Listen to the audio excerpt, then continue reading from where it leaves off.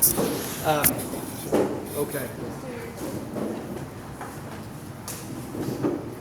Thank you all for being here. I realize that it's the end of the day for parents and students both. If this whole you having to be here is mostly my fault, and I'm willing to own it. And here's why. I want to explain why I'm willing to own the fact that I was the driving force behind it. These children, who are beautiful and are yours, are being homeschooled. This is not a traditional school where you can just drop them off and things will happen. From a history standpoint, my frustration last year was I see these beautiful children for 2 hours, and then I have only so much homework I can send home. It's not like when I taught at the Christian school and I got them for 6 hours a week. They had 2 hours a week. It's nearly impossible to do anything good in 2 hours a week. It just is. So I tried to send homework home, and I learned a lot about like extra things that need to be done. I've been teaching at Hope Learning Center for a number of years. None of my classes required a whole lot of more. So I want you to know what my expectations are, and I want you to understand my job, my role is to assist you. You are their educators. I am supplementary. It is my job to help you, to help teach them to be successful. It's not my job to do that. You're the parent. I am a parent. I was a youth pastor of a very large church for a very long time. I did youth ministry for like 25 years. I knew my role then was to help parents, not to do the job of Christianizing their kids for them. And my job isn't different now. So I push for this because I want to be able to communicate to parents that, hey, this is what I'm expecting from your children. This is why. This is the things that we're covering. This is why. This is where we're headed. This is why. That way, if you say, that's not helpful to me, you can come to me and say, what about this? And how can we be helpful? And my job is to be helpful to you. And my job is I'm also accountable to Academy Northwest. So if your children are here in Academy Northwest, that helps your child get a diploma from the state, which will help them in college and other things. It's a very valuable thing. I am also responsible for them. I'm responsible to make sure that the level is at a certain level and the expectations are high and that I'm expecting that. And then as a person, I'm responsible for whatever I give anybody, right? As a Christian person, the Bible says anything I teach, I'm accountable for it. And if they do something, if I draw them in the wrong direction, I'm accountable for that action too. I take it really serious. So I love history. I want your children to be critical thinkers. In this country, we have stopped teaching critical thinking. If you aren't sure if that's true or not, turn your TV on. There's a whole lack of it. When my son was graduating from Clark, he finished the last years at Running Start. So 10 years ago, they weren't teaching it. I don't remember them teaching it very much when I was in high school 30 years ago. I want them to learn to think critically. I want them to look at something and ask why. Why is it doing this? How did it get here? And where is it going? The example I used in the last class was the Manhattan Project. Somebody drops you in the Manhattan Project, you should be like, how did we get here to splitting atoms and blowing entire things up? And then you should be asking, what are we going to do with it? And then after we start dropping bombs on people, we should be like, do we still want to be doing this? They're all critical thinking skills. So that's the goal of this class. This class is going to be somewhat reading heavy this year. If your child struggles with reading, it is all posted right now. We're going to go through Google Classroom in a second. All the reading for the entire semester is published. All of the reading that's expected and all the questions they're asked. And their due dates. The due dates are still due on those due dates with 1 week of grace period from which the school requires me to give you. I would give 0 grace on that because I'm a tyrant. So this part of the class is we're going to go through Google Classroom, talk about my expectations. We're going to go through the syllabus. The syllabus is on Google Classroom. Every single week, everything we're going to talk about, all my expectations, everything is on that syllabus. Everything. It is available to you. It is on Google Classroom as of last week. It is there now. It will remain there the whole semester. Print it, post, do whatever you want with it. All of the projects, everything that is due is already in Teacher Reads. They're all there. Everything is there. All I have to do is go in each week and put numbers in. But literally, everything is there with all the due dates. So if you look at Teacher Reads, you'll see everything your student is going to have due for the entire semester. Same with Google Classroom for the most part. The only thing that's not up there every week is homework. I'm going to leave here today. I'm going to go to my house. I'm a half hour away. I'm going to put the homework for this week into Google Classroom. My suggestion is you take your students home and let them, okay, Harrison, it's still fresh in your mind. And you drive them in, you sit them in a computer, you say, do the quiz. If he does it today, it's not due till next Tuesday. Then it's done. They don't have to think about it. They don't have to retain information. They're not frustrated. They're not last minute like, I have to have it in by 11:59, you know? Okay. So this is my view of Google Classroom. I know it looks different for everybody. Here's the classwork. Weekly exams. You'll see there's no each again on Wednesday when I leave, I will go home and I will put the weekly exam up. There are, when we go through the syllabus, I want to say there's 13 exams for the 16 weeks, or the 18 weeks. So the exam will be there. Semester test. When I go to give the semester test, we'll talk about it in the syllabus too. That will be done in here, right? But the semester test, that way I can keep track of it on Google Classroom, and then it'll go to Teacher Ease, right? But that way, you know, there's an end of the semester test. The end of the semester test, again, we'll talk about it in the syllabus, they can use the notes they take in class on the test, which is probably way nicer than I need to be. They're going to do a historical map this year. This stuff is already in there too on Google Classroom, so if you struggle with being artistic or you just love artistic stuff, all the instructions for the Mongolian Empire are in here. This will not be due till almost the end of class in January. So you can click on it, okay? So it says, students will reproduce world maps of the Mongolian Empire from AD 1206 to 1259, and they'll be delivered to me in class January 15th. They will not be put on Google Classroom. They will be brought to my person and handed, and then the school will take them, and we will use them for display and all that kind of stuff so that other people can appreciate the beautiful artwork your children do. And then at the end of the year, we will give them back to your student if your student would like them back, or if you would like them back. And if not, we will do something else with them. And then it lists all the things I expect from it, and it has all those kinds of things. You can view the instructions, right? So, Matthew. Can I make the map like way, or? We can talk. You can make the map whenever you want, as long as it's done by the due date. That's why it's there. I understand how stressful school can be for your kids. Some weeks are going to be slower than others, and so you have a lot of this that you can like, oh, it's a slow week, and kind of shove it in there. Or you can slowly do it over the course of time. Or you can last minute it. Does that make sense? I tried to give you what I would want as a parent. Is what I tried to do. So let's go back to classwork. Okay.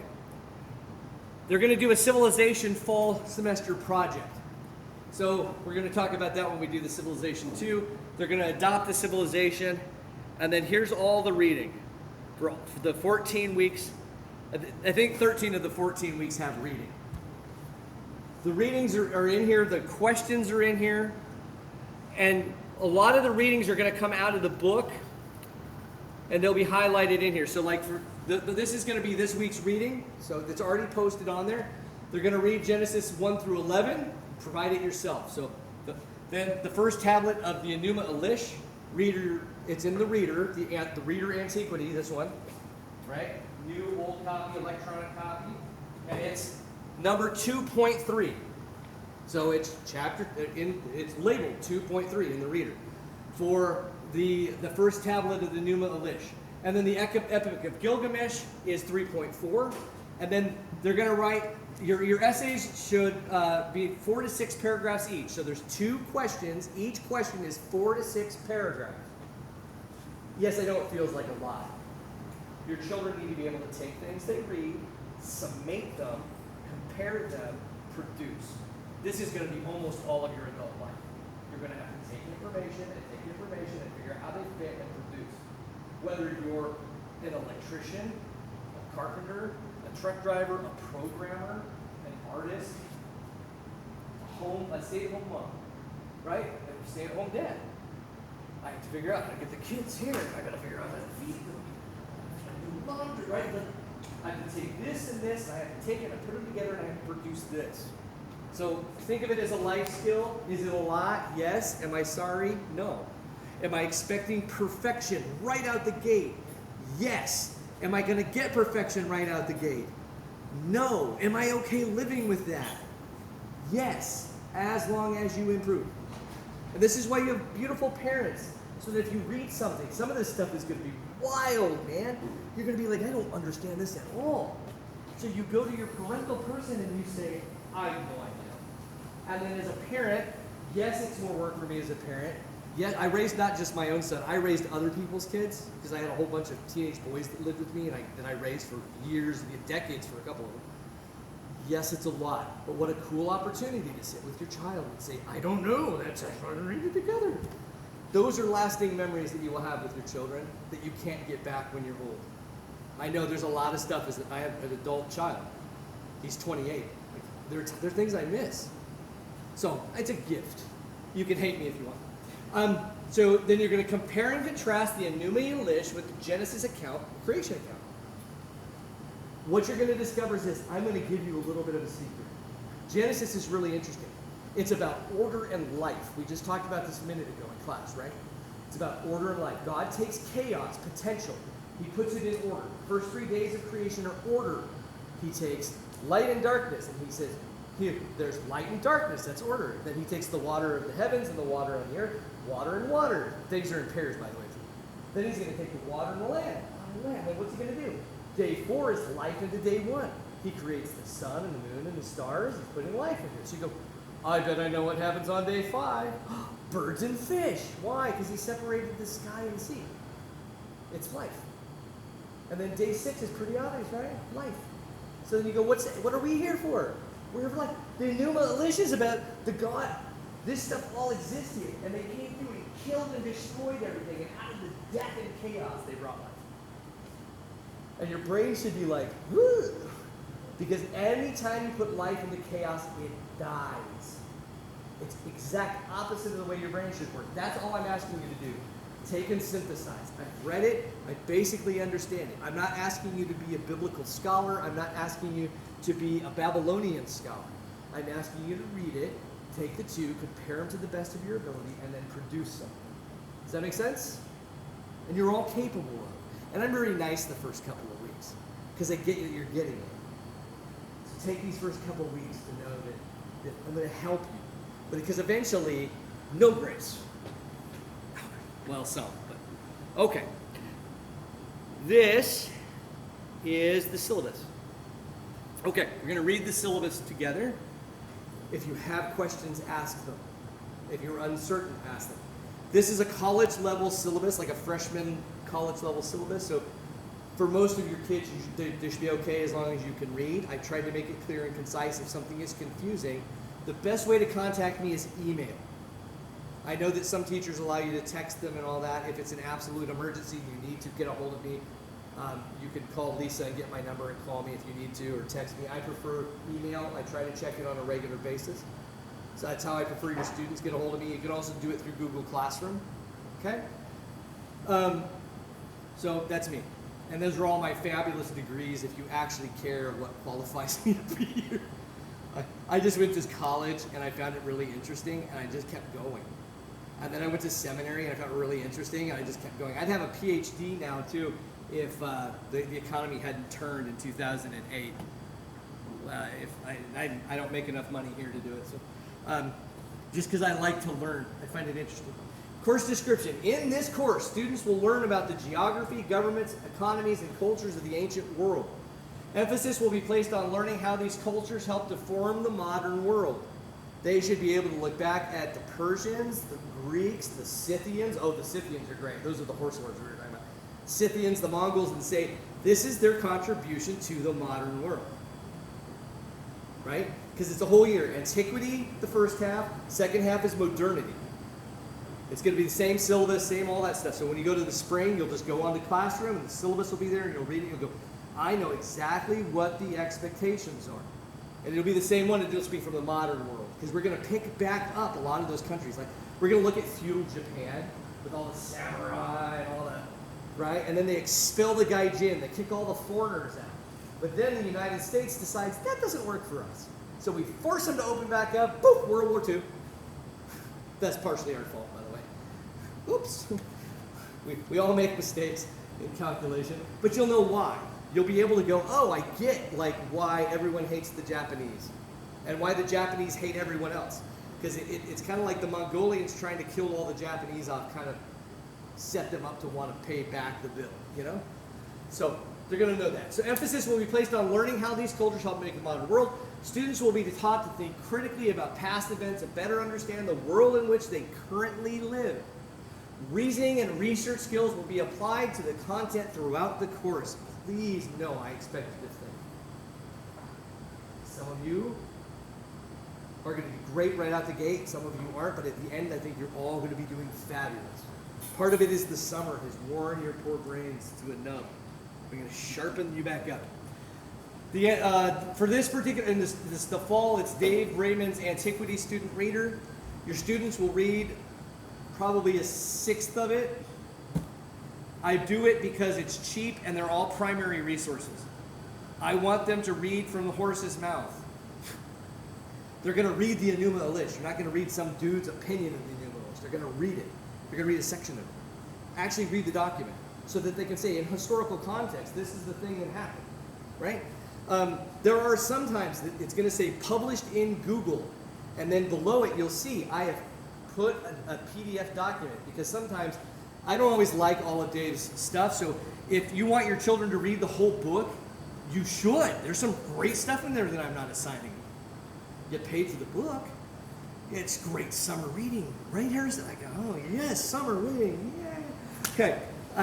Not all of it is useful in my opinion. He doesn't hold the same worldview that I hold, and so some of it I just don't assign because of that. Some of it, it's just there's too much. I could assign a ton of stuff, right? So some of the stuff it's missing. So like I've got a Russian fairy tale from like the 11th century that's in there. I got a chapter from the Arabian Nights, the 101 stories, the Scheherazade, 1001 Nights, right? The Arabian Nights. I've got a section of a story in there, and it is a section because if you know how that one works, the king was going to kill her at dawn, so she'd never finish a story. She would finish it partway through and then start a new one and leave it at a cliffhanger so he wouldn't kill her, so she'd get to live another night, right? So the story kind of trails off, and you're like, what happened? And you're like, it's free on the internet. You can get it. Go to the library. Hopefully it encourages your children to read. That is the most of the reader we will be using. Okay. Here are the course goals. If I can figure out how to make it move. Okay. Upon completion of the course, the student should be able to articulate a general understanding of the people groups that comprise the ancient world. They should be able to articulate the role of past cultures in the formation of the modern world. They should be able to articulate a general understanding of the various groups from the ancient world whose descendants still exist, and animosity between these groups today. They'll be able to look at the Russian-Ukrainian war and understand it. Whoa! Because they'll have gotten Russian history, and then they'll get modern history. And they'll be like, oh, no wonder, you want to know why they all have problems? Well, and you'll be able to tell people that. And you'll look really smart and awesome. And people will be like, wow. And then they'll go and they'll bless your parents. They'll be like, your kids are so smart. And then parents will be like, yeah, it's genetic. All right. No, it must be late in the day. Be able to trace human history from creation to the present day. Communications, again, through Google Classroom or through email is the best way. Parents, if you need to meet with me, I can make time after class. I have a class before this. I can't, so if you need something, reach out. Again, my job is to help you. Let me help you. Okay. Otherwise, you have everything that you have. Here are the grading requirements are the same across the school. Should be nothing new. A's are 90 to 100. B's are 80 to 89.9. Late work, you get 1 week of grace. If your child is going to be out of town or they're sick, email me. I will give grace. I get vacations. I get all that kind of stuff. If your child has a presentation and you're going to be on vacation, I tried really hard to avoid like holidays, but they still have to do the presentation. So that means we either have to have them do it before you go on vacation, through a video, where they used to give me the video and I can show it during the class. A lot of the presentations are the last day of class. So please work with me, let me know ahead of time so I know what to expect because it's part of your student's grade. I have presentations for everything. I want your children to be, your young people, they're not your children, your young people to be confident and comfortable sharing with their peers.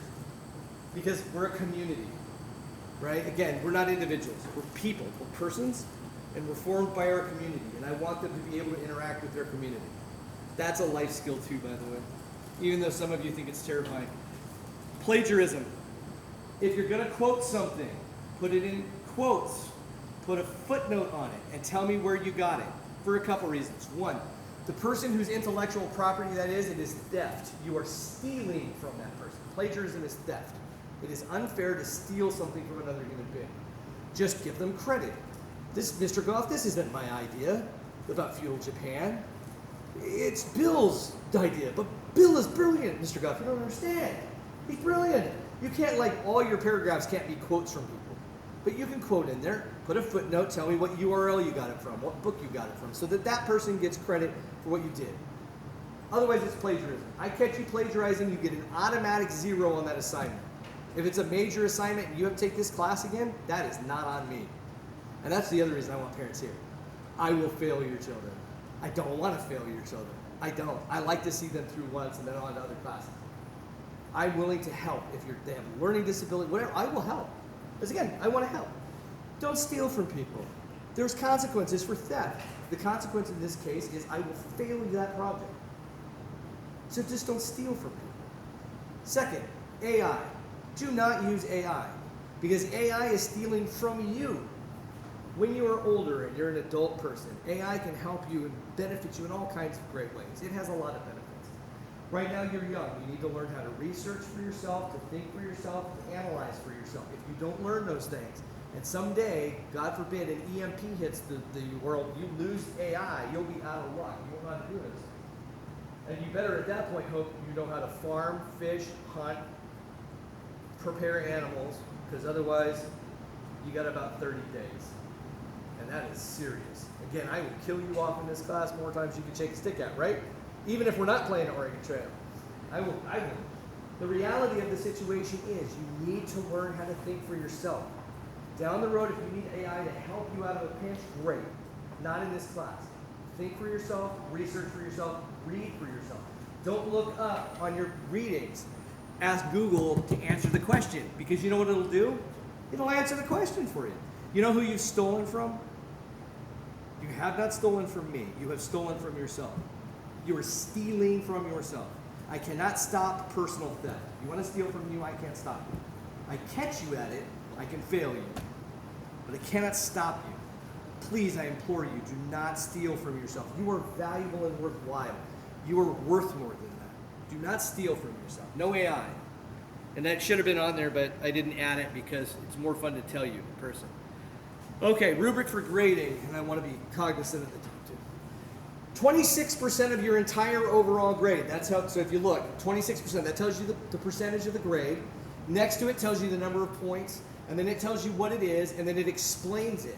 Again, if you're not sure, where can you go to look for this?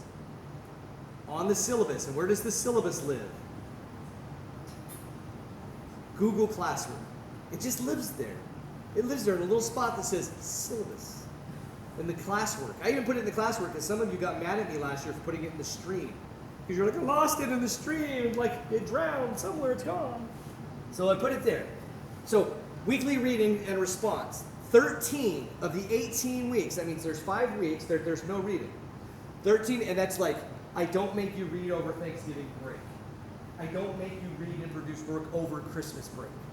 That is me having mercy on you because I was young once. And plus, then I have to read it. I don't want to spend my Christmas break reading either. Again, this is as much punishment for me as it is for you. Okay? We're all going to grow together. 13 of the weeks, I'll have an assignment. The reading will be listed on Google Classroom with the specific guidelines for each response, and it will vary from week to week. Some weeks I want 2 or 3 sentences. Some weeks I want 2 or 3 paragraphs. It's going to vary because it depends on how I want them to interact with the information. It's all there. Please do not use the internet to answer your questions. They're all available right now and will continue to be available. Get as far ahead as you'd like. Just don't fall behind. You lose 2 weeks on an assignment, you lose the points. And I know some of you struggle with reading. You can also get audio copies of some of these if that helps. You can more than welcome listen to it. Or have a parent read it to you. Pay a sibling to read it to you. But make sure they do it in the voices. Like, Horatio, I don't think you could go there. Right? Like, you get excited. Or sell that service to one another. Be like, I'll read it. I know that you struggle reading. I'll read it to you out loud for $5. Like, you can make money. Take it out. Just don't answer their questions for them. 100%, to get 100%, you have to, all of these you have to follow the directions. 100% says I did the maximum requirement, it was clear and concise. I will list, if I list between 3 and 4 paragraphs, if you do 4 paragraphs, you can get 100%. That's the maximum requirement. And then it's clear and concise, which means I read it and I go, yes, that is a brilliant argument. If you do all the requirement and you do the maximum, and I stand there and I go, I have no idea how you got there. Like it's right, but like, what? Then you'll get it. You can't get above a 90%. This is the max. That's the like. You might still get less than 90%. That's not a guarantee of 90%. If it's like completely misspelled and horrible, looks like I'm a terrible speller. It looks like I wrote it and didn't spell check it. Please spell check it, right? Then I'm like, yeah, you're not going to get 90%. You see how that works? Okay. 80%. You did the minimum requirement, but it was clear and concise. I go, yeah, some of you will be able to produce in 3 paragraphs what it takes someone else 4 paragraphs for, and it will actually be better in the 3 paragraphs. It just will. So unfortunately, I have that maximum minimum requirement because if I just have the minimum, you'll all do the minimum. I'm asking you to strive for excellence. I would like you all to do the maximum and ignore the minimum every single time. But I'm not going to force you to. Because again, you're humans, you're free. Okay, so 70%, again, minimum requirement, but I had no idea what you're talking about. And then the following one, you still followed the instructions, but it was less than the minimum requirement. So it'd be graded from there. If you answer it in 1 sentence, and I'm like, that's a brilliant sentence, you'll get 50%. That's the best you can get. You write it and it's horrible, you might get a 0. And then I'll be like, if I catch them in time, you turn them in on, this is the other reason, turn them in on time. You turn them in late, right? They'll be due Tuesday before class by midnight. You turn them in late, you get 1 week of grace. 1 week, and then you get his automatic 0. You lose a grade for doing it late. Better to do it late than not do it at all. Each one is only worth about 25 points a piece. 40 points, not a ton, right? So you don't want to lose them. You want to do them, right? Better to do them late, do them lackluster and get something. Get something. Don't get nothing. Don't get frustrated and throw your hands up and get 0s. Just do something, okay? Like I said, weekly quizzes are the same way. Weekly quizzes will be really easy. The instructions will be in there. It'll be specific questions. Sometimes I'll ask for 3 or 4 sentences. Sometimes I'll ask for a paragraph or 2. Sometimes I won't. If I don't ask for a specific length of something, I just want you to answer. Napoleon, period. Waterloo, period. Isolated the French, period. There's actually a question. I was just finishing up some of the questions for France. That's why it's all in my head. Right? That would be the answer, and I'd be like, yes. 100%. Other things I'm going to ask you to think further out. Okay. So, adopt a civilization. This is the part that's really important for us to get because it's the maximum work here. You're going to adopt a civilization for the entire year. You're going to pick an ancient civilization. The ancient Sumerians, right? The ancient Greeks, or the Scythians. I would pick the Scythians. The Parthians. Those are my people, you're going to say. My people.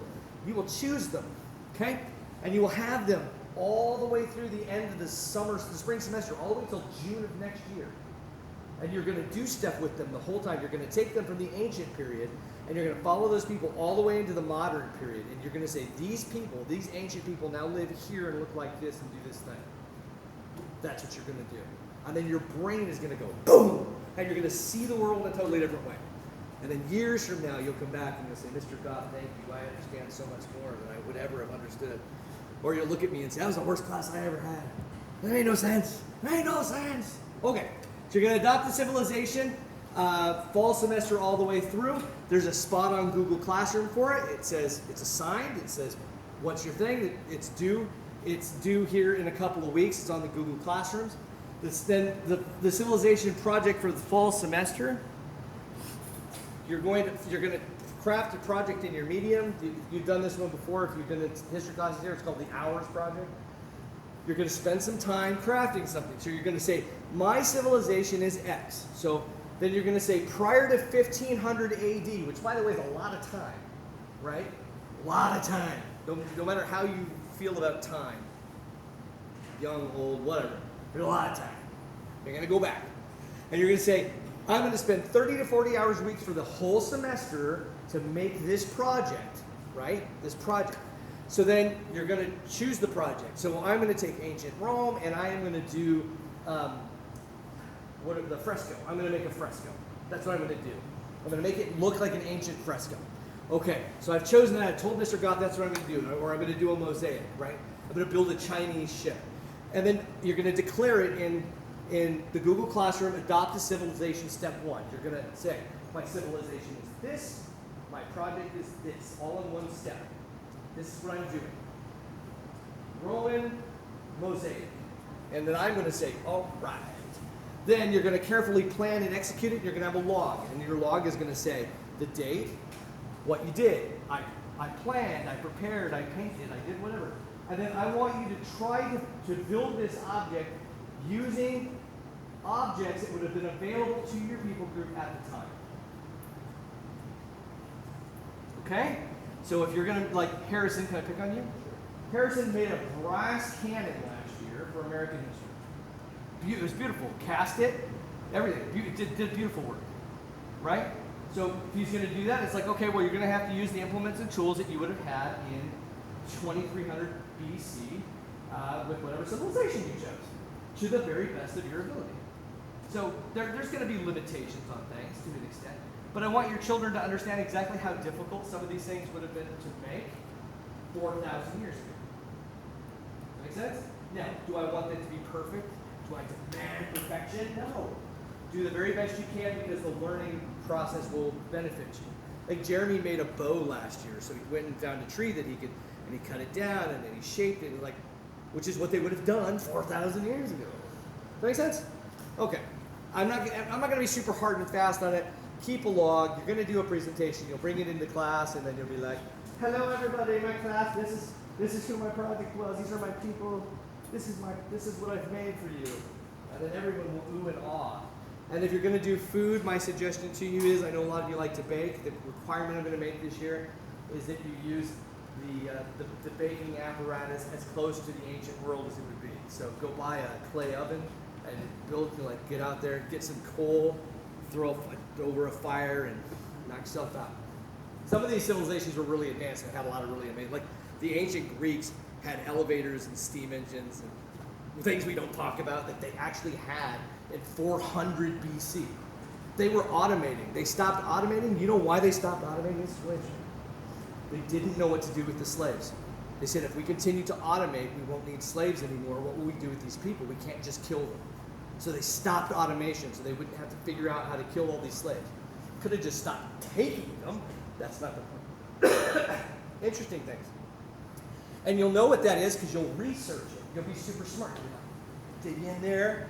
And the whole point of it is to be, one, understand how history worked at the time it worked. The work that went into it, the ingenuity and all that, to produce something that you can share with other people that we can display, that people can eat, right? To understand, it brings history alive in a way, so you understand. Plus, I might teach you a life skill that if all of a sudden the electricity and all that went out, you might live longer than 30 days.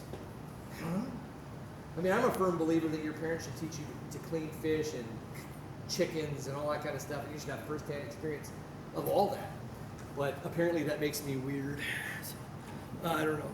Okay, Mongolian map we talked about. This is a whopping 4% of your grade. It's like, beep. I kind of think of it as like extra credit that isn't really extra, right? Do I want you to do it? Yes. Do I want it to be good? Yes. If you're not artistic and it's not the most like gorgeous thing ever, will it hurt you? No. But it will help you understand something about the people of the steppes. The Mongolian Empire, in its fast advance, summates all of the people of the steppes up to that point, and then really highlights how in modern warfare, how the steppes became an issue. Riding horses, like the Scythian horse lord and the Scythian horse lords, and I forgot the name of it. There's a couple other groups, the Mongols and the Huns, and all that all came out of the steppes, right? The Russians all came out of the steppes. On horseback, conquered the world. But you can't cover all that stuff with tanks. You can't. And if you ride horses against tanks, the tanks tend to win.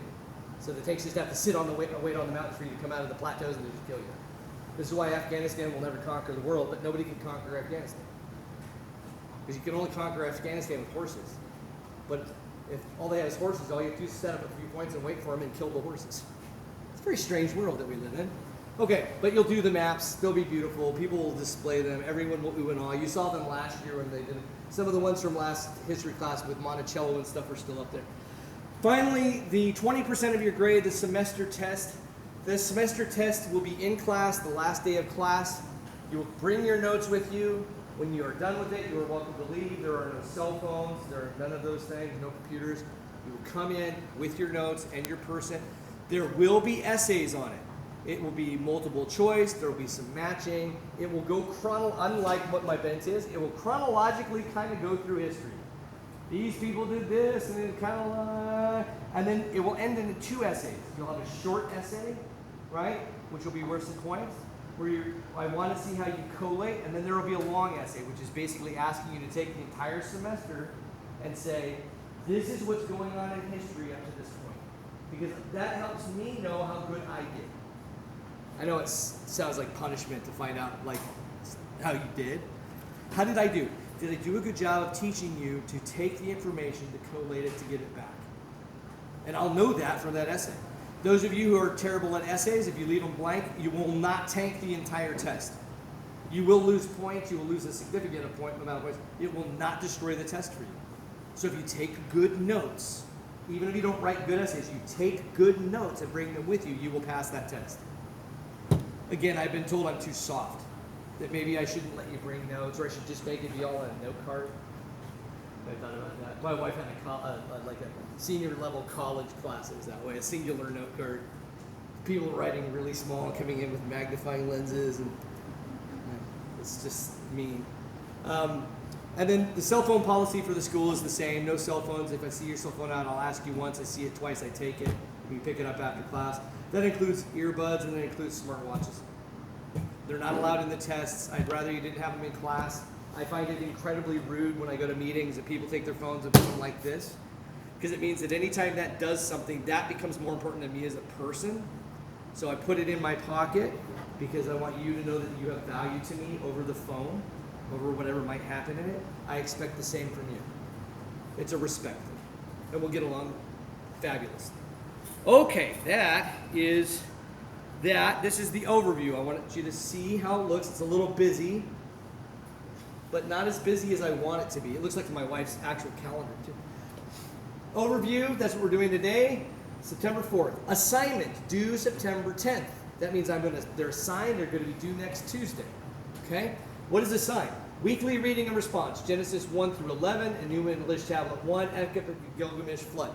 So as a parent, if you want to just take the syllabus and put it on your own computer, and so you can just look at it, go to Google Class, do whatever you want. It's for you, it's for your student. Student, if you want to know what we're going to talk about the next week and you're not sure, you can't remember the reading, it's right here. And it's very clear and concise. Then next week we're going to talk about God setting the record straight from creation to the Tower of Babel. Again, we are a Christian homeschool network.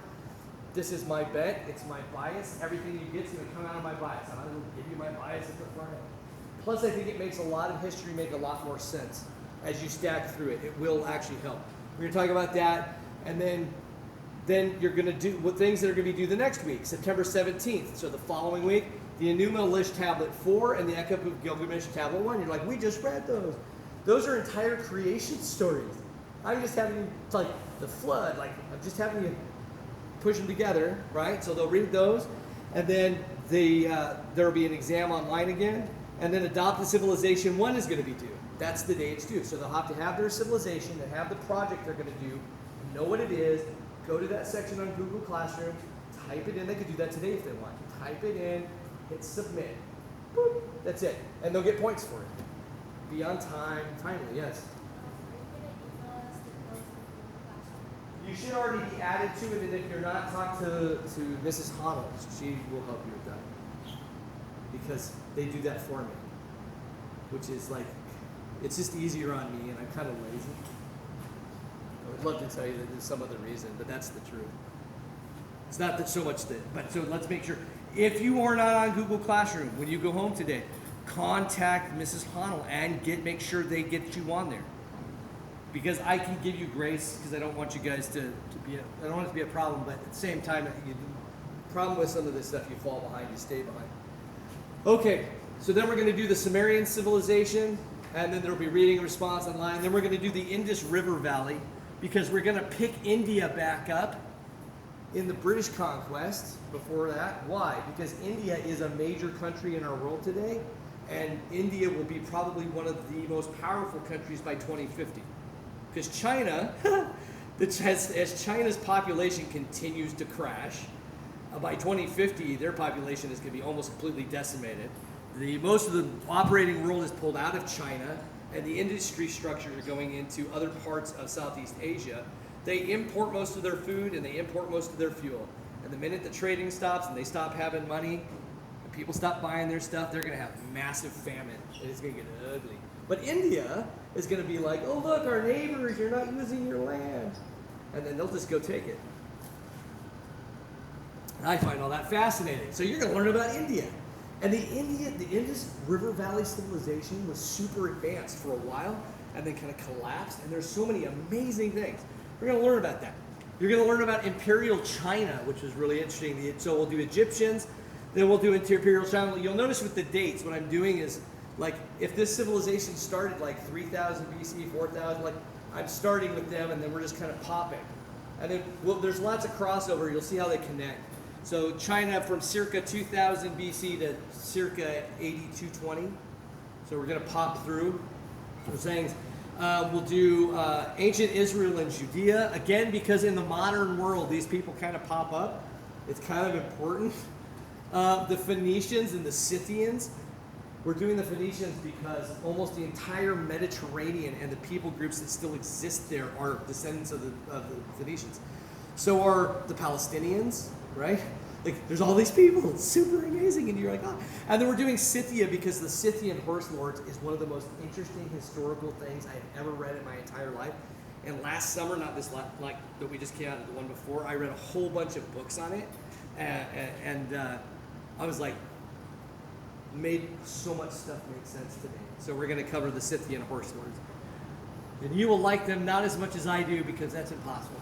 All right, then we'll do Babylon. So we're going to do Neo-Babylon. We're going to do actual Babylon. We're going to do Neo-Babylon. We're going to do the Medes. And then we're going to do Persia because Iran still exists. The Persians still exist. They are there. And the area that they lived in is still occupied and is still fought over and is still bled over. Then we're going to do the Greeks. And then we're going to do ancient Japan because who doesn't like samurais and ninjas? I like samurais and ninjas. And you'll learn to like them or you'll fail. Totally teasing. We'll do ancient Japan. We'll do ancient Rome. Then we're going to do the Celts and the Germanic people because the French, the English, and the Spanish exist, as well as the Germans, the Prussians, the Poles.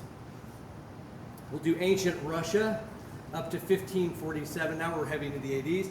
Then we're going to do Christianity, how it transformed the world at Christmas time. How cool is that? And then I'm just going to let you take Christmas break. And then you can wow all of your friends with your knowledge about Christmas. And they'll be like, wow, you know so much. And then we're going to come back and talk about Islam. That way you don't have any readings to do before you come back to talk about Islam. And we'll talk about Islamic conquest. And then your maps for the Mongolian Empire will be due that day. So you'll bring me these beautiful maps of the Mongolian Empire. We'll talk about Muslim conquest because when the Mongols convert to Islam, the conquest increases. Because all of a sudden they were given this maxim, the Islamic maxim, which is convert or die. So they leave the children of the book mostly alone, Christians and Jews, and they kill everybody else. And the Mongols were like, that works. Because then Muslims aren't allowed to fight Muslims. There's moratoriums and things. They still do it, but it really works out really interesting. They kind of dovetail together. So then you'll turn your maps in. Then the next week we're going to talk about the Mongolian Empire, and then you'll come in and we'll have the final. And then you'll be like, oh, whoo. And then the next week we'll start the spring semester.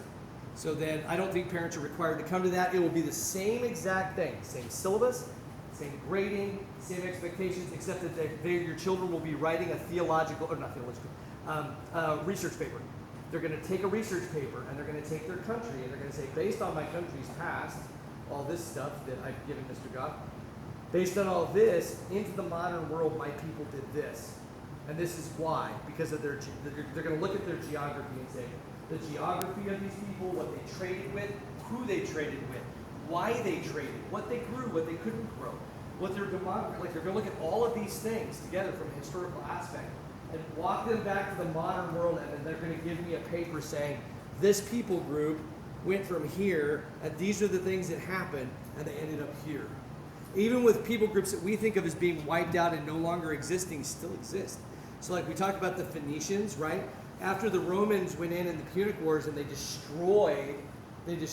absolutely destroyed Carthage, the Phoenicians didn't stop being a people because Carthage wasn't the center of an empire.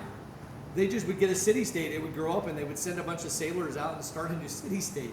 And then they would be like, hey, we're trading, right? Yeah, we're trading. And they just keep trading. And so a lot of those people groups still exist, and you can trace them back. And so if you really wanted to do the Phoenicians, who are this fabulously interesting people, you could do it. It gets a little complicated, but you're able to say, these values, these things, this is what I want. And the thing is, remembering that Christianity fundamentally changes the ancient world. I mean, fundamentally changes the ancient world. And then as its expressions move and change between the East and the West, civilization does different things with it. And then it changes. And it gets really interesting. And then cultures get really interesting. So, okay, that's it. Are there questions, comments, or concerns? Other than the fact we're in a hot room with sleepy children. No, I didn't ask you to pack up. Man, some people's kids. You were kids. You were kids. Seriously, are there any questions though? No question. Matthew. So for the civilization space, we're individually taking that country, or is it going to be Nope. like? You are as a person, because you're not an individual. As a person, you are choosing your own. And there may be overlap. That's fine. But my idea to reinforce critical thinking is to create a fictional world. Now, are you welcome to create a fictional world? Yes. But not for us us. as the main point, we pick a country and we change things in history, and we think of what failed in the past and what can be changed to help this country succeed. That is a great idea, and you're welcome to do it in your own spare time. You should work with your mother to figure out a way to make it worthwhile. It won't be relevant to what we're doing here, but it is a fabulous idea. And if you ever get a chance with parental approval, which I say with all books because who knows, like if you've never read a good spy novel, you should really read Ian Fleming with James Bond, but they should really ask their parents first before they read it. You really need to ask your parents before you do it. That's a parental advisory one, which is weird. But Harry Turtledove does alternative history, Matthew. And one of the ones he does is, what if Truman dropped atomic weapons on the Russians and we kept going back and forth? That was really fascinating too. So Harry Turtledove does exactly that really well. Is there anything else? Stuff's on Google Classroom. If you need something, ask me. It's my pleasure to help you. There will be homework. There will be an exam.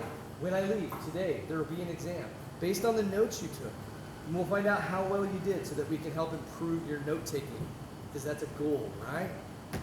Okay, check Google Classroom, be on top of it. Have a wonderful week. I will see you next week. And the room will hopefully not be as sweaty.